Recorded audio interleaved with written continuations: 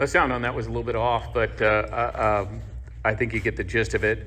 It's so good to have you guys here this morning, and I'm excited because we're starting a brand new series of messages, and I've been wanting to do this for a while. I like taking things and trying to help us see how they apply to us today. Obviously, based on that video, we're going to be talking about the Ten Commandments. And if you've been coming to church for a little while, if you're a church person or you've even been around church, you probably are at least a little bit familiar with the Ten Commandments. How many of you guys, you remember seeing the great Cecil B. DeMille movie with Charlton Heston, The Ten Commandments? Raise your hand. Great film, really awesome. I remember as a little kid, we didn't go to church.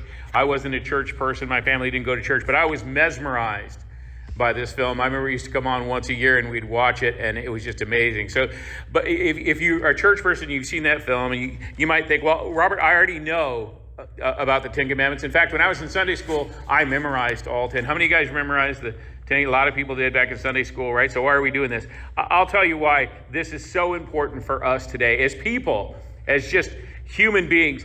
And you guys all know this. In life, you're going to experience some pain. Isn't that true? There's pain in life. Jesus even said, in this life, you will have trials, you will have tribulations. This is something that is just common to every single human being. In this life, you will experience pain. I will experience pain. There's no way to get through life without pain. There's no pain-free life experiences. And so we all know that to be true. But wouldn't it be great?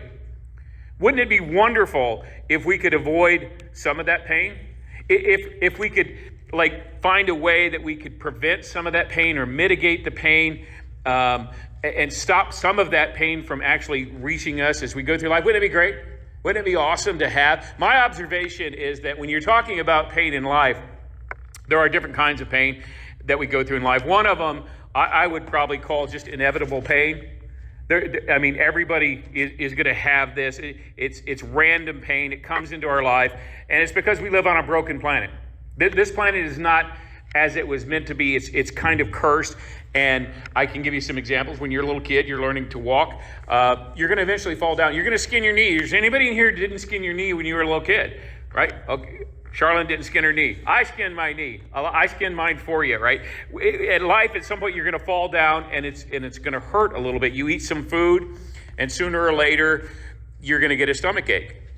I had a friend who talked about this because he made the mistake of eating gas station sushi.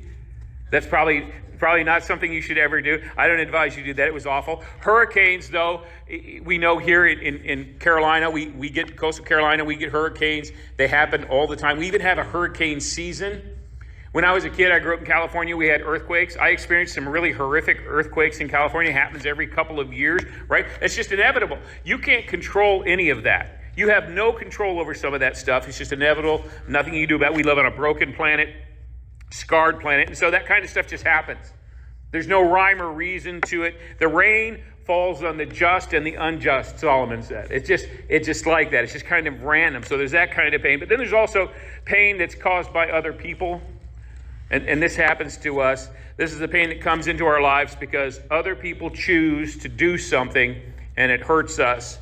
And it's selfish stuff or wrong stuff, or we might even quantify it and call it evil stuff. And it starts when we're pretty young. You get your feelings hurt. People say things. And if you're a human being and you choose to live your life around other people, they're going to make some choices and it's going to affect you. And we're going to suffer some pain. And we all kind of go through that too. You guys know exactly what I'm talking about. For example, somebody just chooses to drink and they can get in their car and drive. And they get in a car wreck and somebody ends up killed or crippled, right? That's something you didn't want to have. And it happened because somebody else. Pain caused by others. Somebody chooses to fly a plane into a building. And thousands of people lose their lives for absolutely no reason. Somebody chooses to abuse or rape somebody. And now those people have scars for the rest of their life that they have to deal with. Now understand, nothing can keep you from those first two kinds of pain. It's going to happen. It's going to happen to you. It happens to me. That's just pain. If you're a human being on this planet, there are people around you, you're going to experience that kind of pain. But some pain in life, some of the pain that we encounter in life is not like that at all. Because there's a third category of pain. And that's really what this series is all about. It's what I would call unnecessary pain. This is pain that comes into our life because of our own choices. Because of our own decisions or our own actions, our own mistakes, and our own sins. And listen, Mistakes and sins are not the same. Celery, I don't care what you put on it. That's a mistake. Don't do that. That's just ickier. Gas station sushi, too easy. I mean, so we know those things. But willfully disobeying God, choosing to do something that God has specifically said, don't do this, ignoring something that's clearly outlined and explained in Scripture, that is sin. 1 John chapter 3, verse 4 says it just like this. It says, everyone who sins is breaking God's law, for all sin is contrary to the word of God. All sin. How many of you guys, you ever heard somebody who's kind of, they're going through it, and maybe somebody you care about and you love them, and they're experiencing some of this kind of pain that comes into our lives. And they ask the question, they'll allow this to happen to me. Why does God allow this pain to come into my life? And you watched the whole situation. You were there. You saw the decisions that they made. And you saw exactly how it came about. And so you don't say this, but how many of you guys, when you heard that question, you thought, well, I know exactly why you're suffering like you are right now. And God had nothing to do with it. It wasn't God's, it was choices that you made. It was actually that person's own fault. They made choices that led to a bad place. And now they're asking God, why did you let this happen to me? Have you ever thought, I could tell you why that happened? And you don't. But you think, I could tell you exactly that. It was obvious. Sometimes people ask me, why did God let this happen? When the answer is very clear. Because look, there are some spiritual laws they apply to all of you. You don't have to be a Christian for these spiritual laws to apply to you. There are spiritual laws, just like there are scientific laws that we all have to live by, whether you like it or not, or want it or not. For example, the law of gravity. That affects every single one of us. We're all subject to the law of gravity. You might not totally understand it. You might actually choose to not believe in it all, but you are still subject to the effects of gravity if you're living on this planet. You get on a high building and you jump off it, you're going to feel the effects of gravity, regardless of how you feel about it. That's true. The same thing is true with spiritual laws. You don't have to understand them. You can even say, I don't even believe in these things, but spiritual laws apply to each and every one of us. And one of those laws is the spiritual law of sowing and reaping. And we go through that. You can't see it. You might not totally understand it. You can even say, well, I don't believe in that, but you are all subject to it just like I am. And with this third kind of pain, the pain that is caused by our choices, those are the consequences that we've sown some things, and then we reap a harvest of the things that we've sown. And God watches us hurting. I don't think God wants us to hurt. I think when we cry, God probably cries too, but he probably thinks, hey, you could have actually prevented that. I told you how to prevent that kind of thing. And because this is a common problem, people ask me all the time, what do you do, Robert, when people you love are hurting themselves? What do you do when the people you love are making mistakes, they're headed in the wrong direction, and how do you help that person? How can we help people live a better life and avoid some of that unnecessary pain?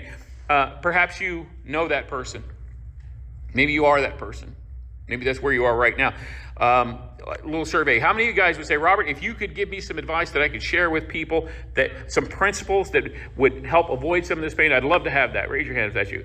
A lot of people. We'd love to have this kind of... Now, many of us could use some advice when it comes to doing life. When it comes to avoiding pain, many of us could use some good advice. But you have to be careful where your advice comes from. I had an uncle, my dad's brother, my Uncle Jim, and he was a strange character. He was the kind of guy who would come to the house, and my mom and dad said, if you're alone in the house and Uncle Jim comes over, don't let him in, because he would take things, and he was kind of a strange guy. Wasn't the best guy to listen. I was a young kid, though, and I'm learning how to drive, and my Uncle Jim, completely serious, said to me, when you're driving, because we were in California and traffic was bad, he said, what you need to do is always swerve a little.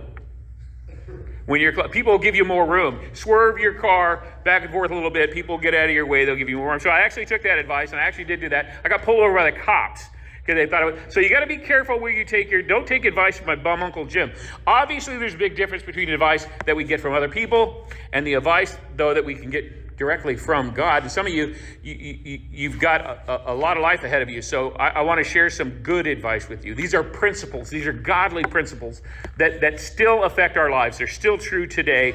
And so over the next 10 weeks, we're going to be talking about this stuff to help us avoid some of the unnecessary pain. And let me say something right up front. This series really applies to Christians. If you're just visiting and you're not a Christian, you haven't completely committed your life to Christ, you're just checking out, that's fine. And I respect your free will. God respects your free will. You don't have to be a Christian. But this is specifically directed towards people who are Christians and they're following God. And if that's you, then this is for you. And if that's not you, I'd still love it if you'd come back over the next several weeks as we talk about this stuff. And so we're going to begin with the foundation of the Ten Commandments. It's found in Deuteronomy chapter 10. And it says this. It says, and now, what does the Lord God require of you?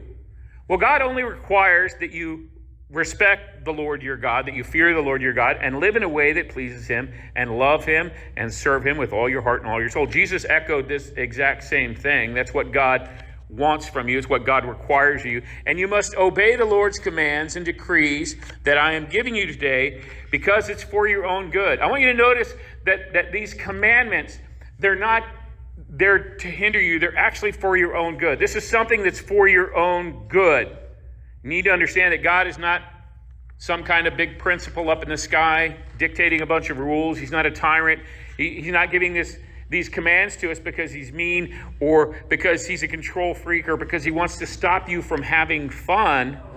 God actually sets these limits because he knows what's coming and he knows what's best for us.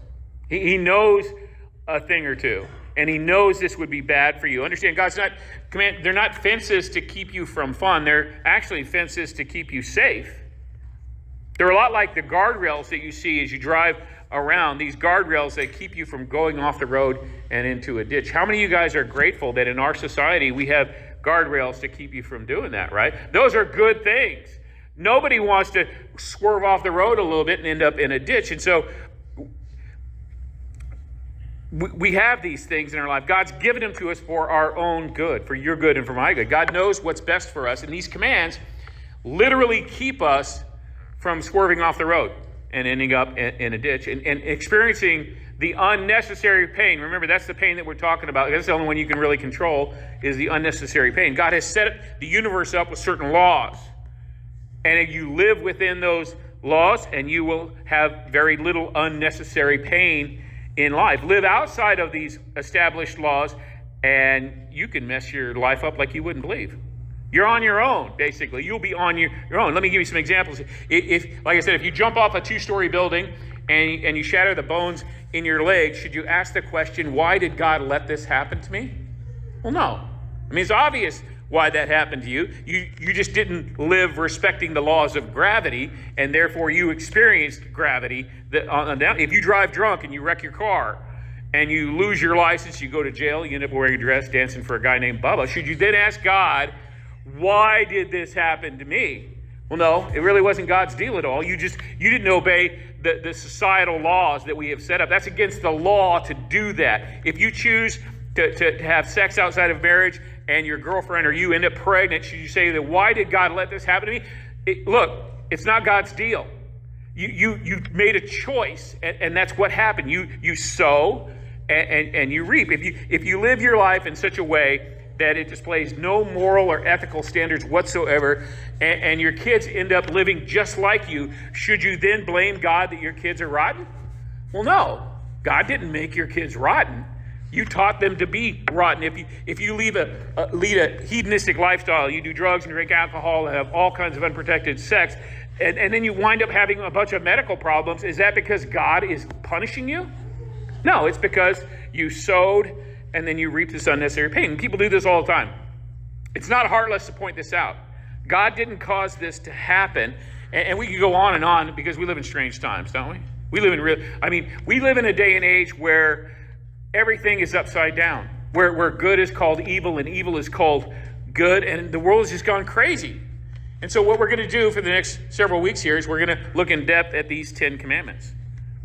Now, truth be told, in actuality, there were quite a few more commandments that God gave. God didn't just give us 10 commandments, right? There was a lot more like 613. If you read the Old Testament, you study it, there were like 613 different commandments. However, I made the executive decision to not teach a sermon series that would last the next 11 years. And so we're just going to look at 10 of them, the big 10, right? The ones that people know about. And something that I find fascinating is that in a recent Gallup poll, they took a poll and they found that 84% of people in America believe that the Ten Commandments is a valuable moral guide to base your life on. 84% of people, they read it and they think, yeah, that'd be pretty good. And that's pretty encouraging, isn't it? 84% of people in America look at the Ten Commandments and say, well, that's a pretty good moral code. The bad news is that only 12% of those people that were polled could name even 3 of the Ten Commandments. They think they're great, but they don't know them. And so they're most likely not following them at all. It would be funny if it wasn't so tragic. Now, for many generations in the United States, and if you're as old as me, you know this to be true, the Ten Commandments were considered a standard part of a good education. These were things, I remember in my elementary school, we had a big plaque of the Ten Commandments right when you came in the school. And so these things were taught. There was a time when it was considered an important part of a well-rounded moral education, and people learned about these things. Sadly, that's no longer the case. Not at all. Not even in small communities like ours. The tragic reality is that most American children today will grow up and they don't attend church regularly, so they have no idea about the Ten Commandments. They have no idea about certain restrictions on your morality or anything. They're almost living lives without any kind of guardrails at all. And it's against that general background that we begin our study of the Ten Commandments today. Recognized by Jews and Christians all over the world as the greatest moral code that you could base your life upon. So one basic question, and actually the question for the entire series, is why even bother talking about the Ten Commandments? I mean, that's Old Testament, Robert. That's Old Testament stuff, right? For those who don't know much about the Ten Commandments, or those who think they just don't matter anymore, let me offer today 3 answers for why this is even important to talk about. For one thing, I would say that the Ten Commandments provide an objective standard of right and wrong. And you have to have some kind of standard. It can't be changing all the time. Have you noticed that a lot of things that are okay today weren't okay in the past? And so morality has just kind of changed. If for no other reason, studying the Ten Commandments will give you a standard, and that makes it, that would be good enough all by itself. We live in a day and age where the very concept of objective morality is being questioned. Like people will say things, well, that might be right for you, but that's not right for me. You might think that's wrong. I don't think that. Your truth doesn't have to be my truth. And if that's true, then there is no truth, because my truth not being your truth is not true. Nothing's true, right? You can't live life making it up. Everything becomes relative. You might think homosexuality is wrong, but I don't, and so mind your own business, right? And so once the concept of an absolute standard is rejected and abandoned by the people, we're left with nothing more than just idealism, right? Like, I think this is a good idea, and so we're going to do this. We are the world, give peace a chance, all that kind of, that's where you end up, or populism, educational elitism. I went to school. I know a lot. I have a PhD. Therefore, I'll decide what's right and I'll decide what's wrong. Somebody once said that since the beginning of time, and I don't know if this to be true because there's no way to look this up, but since the beginning of recorded history, mankind has in one form or another passed over 35 million laws. How do we know which one of those apply to us? There are all kinds of laws. There are cities here in America, and they still have some laws on the books, like you can't eat ice cream at night in some cities. It's against the law. I mean, there are laws. What laws apply? How do we know? To answer that question, you kind of need an objective standard. You have to have some bottom line standard of right and wrong. Where can we find such a standard? Who's right? If we say it's right for you, but it might not be right for me, who is right? It loses its meaning. Right loses its meaning. If something is considered wrong until the Supreme Court says it's now right, those who oppose the new right are actually wrong. And it gets so confusing in life as we go through life, because those who are opposing the new right are now on the wrong side of the law.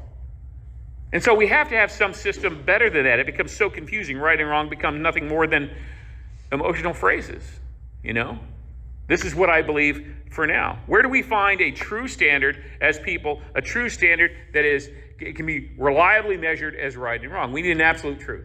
People need an absolute truth. And one thing is something that's unchangeable and unnegotiable. It is the truth. It is right. It's an absolute standard, and it can only come from God. Because we don't make the rules of how this universe operates. The Creator does. What Moses brought down from Mount Sinai were not the 10 suggestions.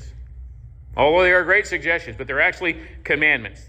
They are commandments, not they were commandments. They actually are. The sheer beauty of the commandments is that they codify a handful of, in a very short span of words, acceptable human behavior that will help you avoid unnecessary pain, not just for back then, but for right now, and actually for all time. It'll never go away. And that brings us to Exodus. This is where we're going to start. Exodus chapter 20, verse 1. It's kind of like the often overlooked preamble. There's a preamble to the Ten Commandments, and it's amazing. It says, God spoke all these words. He didn't impress it. God actually he spoke these. In our attempt to get down to the good stuff, we kind of rush by these words, but don't miss them because they're absolutely essential. They are critical. It's not like some ancient copyright law, God spoke it. But God actually spoke this. We flip sometimes past the title page and table of contents just to get to the first chapter. But then we would miss who is actually speaking here. It says God spoke all these words. Who spoke? God. What did he say? All these words. This is right before the Ten Commandments. So where do the Ten Commandments come from? They come directly from God, not from Moses. Moses carried the tablets down. But it says in Exodus chapter 31, verse 18, that God actually physically wrote these on the tablets. These were written by the finger of God. So these are not just 10 suggestions for a better life. They're not just 10 ways that you can consider to avoid pain. They're not 10 habits of highly successful people. These are the 10 commandments. God spoke these words, and he personally wrote them down on a tablet. Therefore, they have lasting moral authority. God spoke all of these words. Therefore, we should take them seriously, even today. This doesn't just apply to people back in the Old Testament. Here at last is kind of an objective, eternal, unchanging standard of what is right and what is wrong, and God just writes it out for us. Here's our place to stand upon. When we base our lives on certain principles, we could say we stand on these principles because this is what God has said, and this is God's judgment on the matter. Here is a universal set of moral principles, and they've never been repealed. They've never been amended by God. They've never been refined. They've never been recalled. They're as valid today as they were 3,500 years ago. That's why we study them. Another thing to pay attention to is these are good because they help regulate our behavior. They help regulate what we choose to do, what we should do. At this point, we enter kind of a theological minefield because some people might say, well, do the 10 Commandments actually apply to us? Isn't that under the old system? Isn't that under the Old Testament? Robert, I thought we were living under the law of grace, not under the law nowadays. And you're right. We're not under the law as the Israelites were. We're under a system of grace. But being under grace does not cancel the 10 Commandments. God never said, well, then none of that stuff matters anymore. You don't have to worry about those things anymore. And so let me state this matter as clearly as I can. You need to understand this, though. We're not saved. You can't be made right with God by following the 10 Commandments. That was the system they lived under. They had to try to live under the system of behavior, and their behavior got them into trouble with God. Paul kind of settled the matter on this. He said this in the book of Romans. He said, nobody will ever be made right with God. Nobody's going to work their way into heaven by keeping all of the commandments because no one can keep them perfectly. It was never a system that was going to give people a way to work their way towards God. But that's only half the story. Although we are not saved by the 10 Commandments, as we were discussing a little bit earlier, we can be kept safe because of them. They can help us avoid pain in life. The 10 Commandments are like a warning sign. They're like God is telling us this is where the guardrails are. This is God's way of saying, danger, be careful. You're entering into some dangerous territory. And if we ignore them, that will be to our own peril. You can't then blame God for what happened in your life. And that brings me to the third reason why I think we should study the 10 Commandments is that they actually show kind of a roadmap towards happiness and joy in life. That's not the main object of life, but God doesn't want you to suffer unnecessarily. And this is true especially in our relationships. It might seem odd to connect the 10 Commandments with happiness or joy, since 8 of the 10, when you read them, they're kind of stated in a negative fashion. Have you noticed that? They're like, thou shalt not, thou shalt not, thou shalt not. I mean, it sounds like kind of a rule, a list of rules or something. Some people read that and they think maybe God doesn't have a sense of humor, or God is kind of, very angry. They see a very angry God in that. But, it's not like God is some crotchety old man sitting up in heaven in his rocking chair telling you, stay off my lawn. That's not who God is.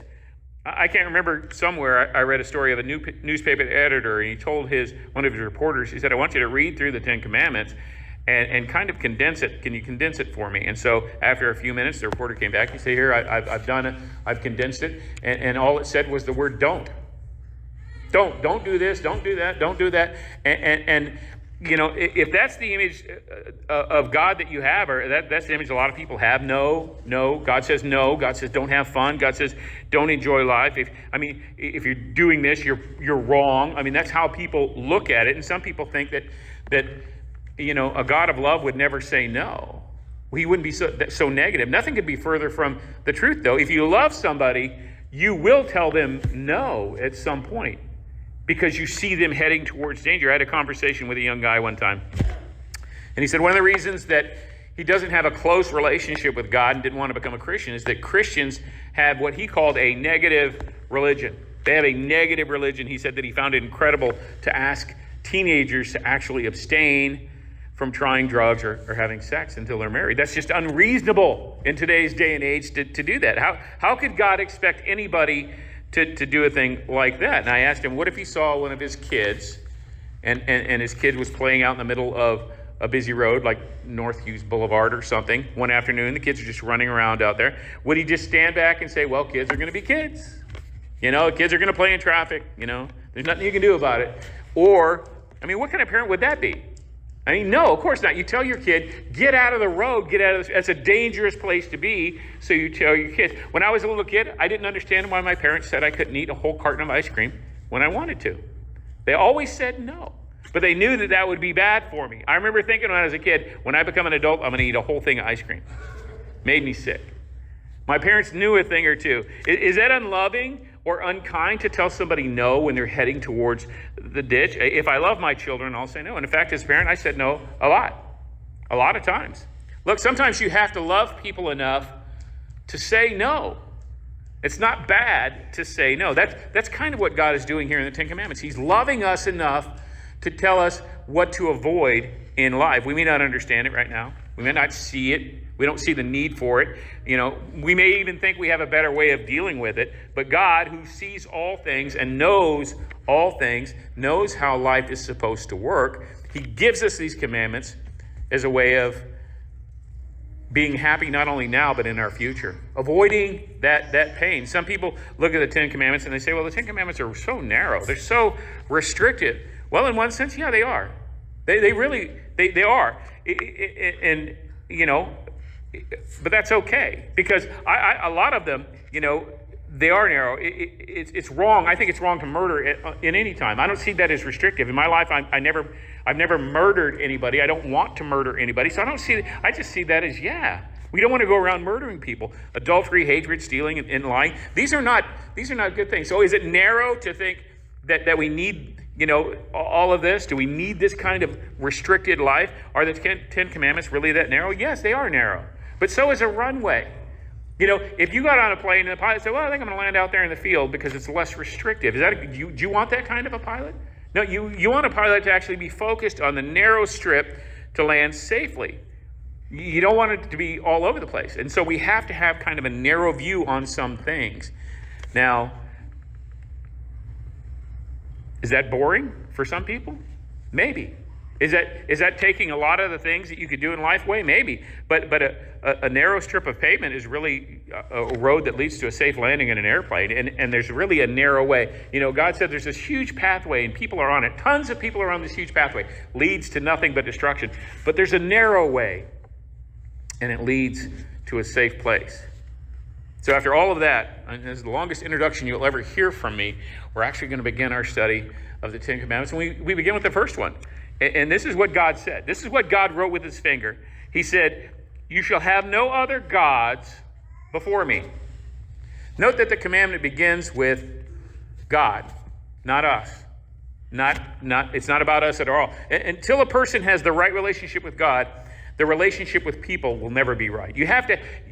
Relationships are primary in life. You have a relationship with God, you have a relationship with other people. Even the order of the commandments teaches us that our relationship with God has to come first. That God must come first in our life and in your life. And the Ten Commandments begins that way. What does that mean in a practical sense, though? Have no other gods before me. If this is a command, what does this require of us? Because God is actually laying out some principles here. What is the requirement of this command? Well, first of all, I think it requires some loyalty from you and some loyalty from me. There was this guy, and this guy bought a picture of Jesus. And he was a good Christian. He had this picture of Jesus in the Garden of Gethsemane, and he got it in an auction. And he put it in the living room. He came home, he put it right up in the living room. The next day, his wife decided she was in charge of the decorations in the house, so she moved it. She moved it to a different room. And when their 5-year-old daughter got home, she saw her mom moving the picture of Jesus. She said, "Mommy, where are you going to put Jesus?" And so mom put Jesus in a different room. And that's a great question, though, for you and for me. Where are we going to put God in our lives? Is he going to be in our living room? Is he going to be in the guest room or whatever? Where are you going to put God in the priority in your life? That's what the first commandment is asking you. In your life, where are you going to place the importance of God? Is he in addition to your life, or is he the center of your life? He says he has to have first place in your life. That's really what he's saying here. Or, are you going to put him in some out of the way place? Some place where you don't have to talk about him or think about him very often.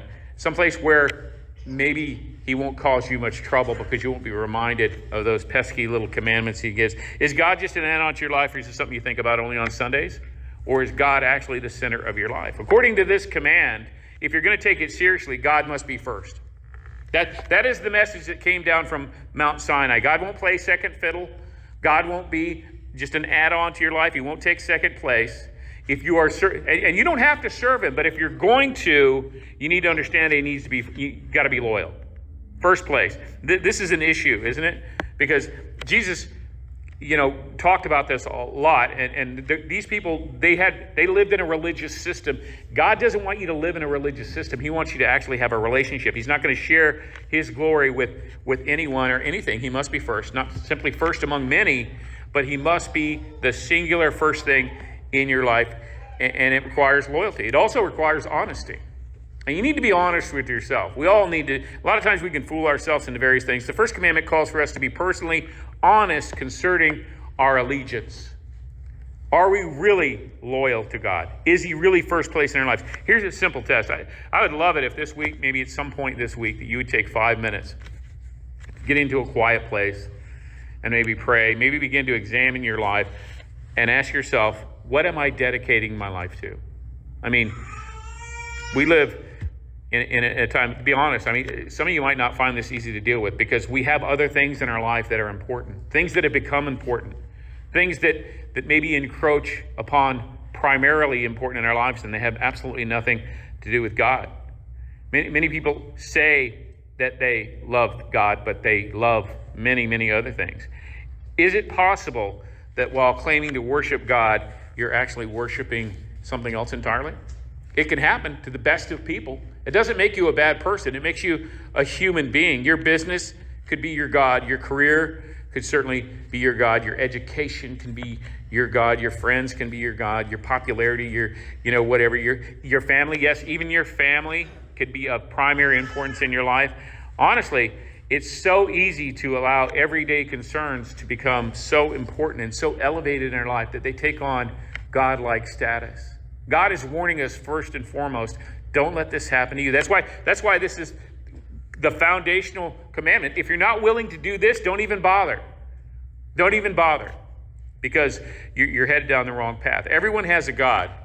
Even an atheist has a God. Everybody has a God in their life. We are, as human beings, we're made to worship, and we will worship something. Everybody does. Everybody looks at someone or something to bring meaningness and happiness and fulfillment into their life. The first commandment is God's way of saying, make sure you stop and think about your life and put me first place. Give me first place in your life. It requires loyalty and honesty. And the third thing I would say is that it requires that we have courage. It takes courage to decide to live and follow this path. Everybody looks at in their life. You have to base your life on something. And we need courage. If you're going to go counter to culture, which Christianity really is, you're going to need courage. And it has to be right here in the first commandment. I'll tell you, no other gods, no more substitutes, no more cheap imitations, no more silence in certain situations. We can't just sit by and accept a world that is heading in the exact opposite direction that God is calling us to do. I mean, the world is, like I said, it's gone crazy. And you can't just mingle with that and get along with that and still be a Christian. Because, you can't do it because everybody else does it. That's never been a valid excuse, has it? When you were a kid and your mom and dad said, why'd you do that? You said, well, because everybody else was doing it. Did that work? That never works, right? It's not a valid excuse. Or just, it's fashionable now. It's okay now. The Supreme Court has said it's all right now. Understand, it wasn't easy for Moses to actually bring these words to Israel. It didn't make him really popular to bring these regulations down. The people lived in a world filled with a bunch of false gods. These people had gods for everything. Gods like Moloch and Baal and ancient names to us, but they were really present names for these people. They were realities that the Israelites lived in, and they worshipped all kinds of God. They lived in a world that offered them a God of fertility, a God of harvest, a God of sun, God of the moon. I mean, they had a God for almost everything. To them, this call to monotheism was very restrictive. It didn't make Moses popular to bring them down. Moses said you need to reject all of this stuff around you, and to do that takes courage. It takes courage to be a Christian. That's what it needs. That's what it takes to say no to false God. It takes courage. God is deadly serious, though, when he says no other gods. He really means it. He's not joking here. He's telling you right off the bat, exclusive? Yes. Intolerant? Yeah. Narrow? Absolutely. Biblical truth is all of those things. Thus, true religion is always going to be against the majority of society. You're always going to be going against the crowd. You're never going to be popular with this kind of thing. Here in the United States, we have crafted false gods. And we're told now, especially in today's day and age, that we must embrace them. Especially if we want to be considered good, enlightened people. If we want to be good citizens, then we will accept diversity in everything and tolerance of everything and acceptance of everything. That takes absolutely no courage whatsoever. These are false gods. And even many Christians have bowed down to them or remained silent because they didn't have the courage to stand. In the aftermath of World War II, Elton Trueblood, he's an author and a minister, and he did a study, and he looked back on the few brave Christians who had actually stood publicly to speak out against Adolf Hitler, because there were those that did that. And there were so many other Christians that just kept silent. It was a time for silence. They wanted to get along with what was going on in their political system. And so they went along and they kept silent. A few, though, a courageous handful of Christians would not go along with the majority and say, well, this is all okay. So this guy, Trueblood, he asked this question: what made these people so different? These people who are willing to stand up to fascism, why did they say no when so many other people around them were saying yes? Why did they say no even if it led to their death when so many people around them were just being quiet? And here's how he concluded it. He said, these people that stood, they fully embraced and believed in the first commandment, that there should be no other God. That made all the difference. When you have the first commandment, when you take it seriously and you find the courage to stand against the crowd, that's a very difficult thing to do. It's not for the faint-hearted. We desperately need the 10 Commandments, because without them, we will, just like people always do, drift from God's design for life. We will encounter a lot of unnecessary pain. We will end up in that ditch because the guardrail didn't stop us. And because of the drift, it's personal. It's for each one of us. We all go through it's a decision we have to make by ourselves and individual. And it takes commitment to do that. I'm not telling you it's easy to do this, but I am telling you it's the right thing to do. When we contemplate our lives in light of the First Amendment, it drives us to the cross. Jesus made this so clear in his life. Romans chapter 10, verse 4 says this: Christ is the culmination of the law, so that there may be righteousness for everyone who believes. We don't live under the laws anymore, but that doesn't make the law invalid. There are many ways to understand this verse, but it means at least this much: that life begins when you come to Christ, when you accept Christ. He is the culmination of the law. Until then, you're merely existing. And so you might as well do what everybody else is doing. The first commandment says, put God first, and then you will find life. It takes courage to do that. It takes faith to do that. The first step to real life is to take the first commandment seriously. There are 9 other commandments that we're going to talk about in the coming weeks. But they will do you no good at all unless you remember this first one, that God must come first. And if you're not willing to do that, God will respect that. He will let you go your own way. He's hoping that you will choose life. In fact, he says, I lay before you today the choice, life or death. Please choose life. That's God's hope. The scripture says that it is God's will that all would come to the saving knowledge of Christ. Do they? No, because God respects your free will. But if you're going to be a Christian, this comes first, and it has to. And in our church, we always make this time where we get ready to close our service to talk about prayer